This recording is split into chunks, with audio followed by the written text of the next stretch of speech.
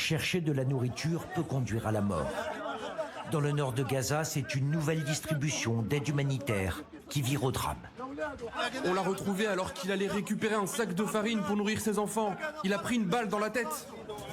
Pour ces Palestiniens, ce sont des tirs de l'armée israélienne qui ont tué en une seule journée 23 personnes et fait des dizaines de blessés. Aujourd'hui, ça fait 3 mois qu'on n'a pas un vrai repas et on le paye de notre sang, on le paye de notre vie. Scène meurtrière et quasi quotidienne. Depuis que la Fondation humanitaire pour Gaza, soutenue par les États-Unis et Israël, organise des distributions de vivres, c'est le chaos.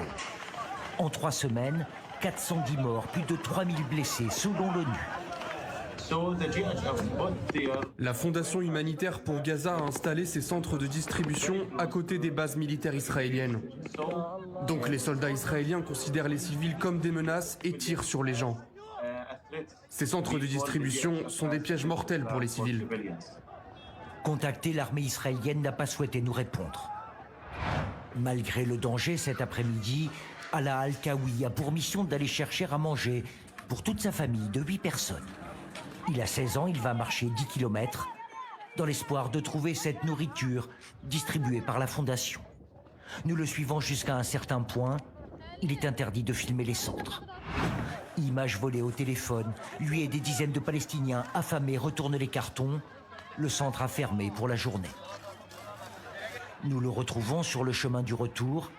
Sac à la main et soulagé, il n'a plus la peur au ventre. Le plus important, c'est de rentrer en un seul morceau et en sécurité.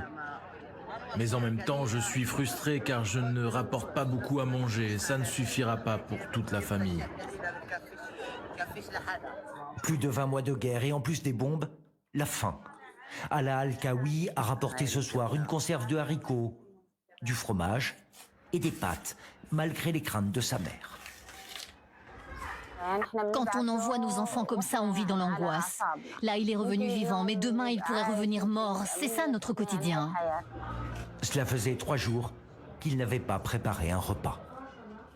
C'est quand même hallucinant parce qu'il n'y a pas un média qui a parlé de ça depuis le 13 juin, depuis qu'Israël a tapé sur l'Iran. Il n'y a pas un média qui est venu parler de ce qui se passe sur les points humanitaires à Gaza.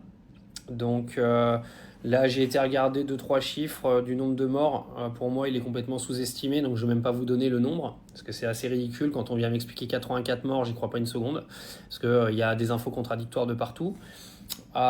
Faut savoir que c'est un film, le truc. Ils mettent en gros des points humanitaires qui sont gérés par Israël et les États-Unis, qui ont été foutus derrière des grillages à proximité de l'armée israélienne, et ils tirent à vue en fait. Donc vous avez des gens qui viennent chercher à bouffer, et ils se prennent soit des drones, soit des tirs de chars, soit des tirs de flingues, enfin de l'armée israélienne, quoi, vous comprenez ?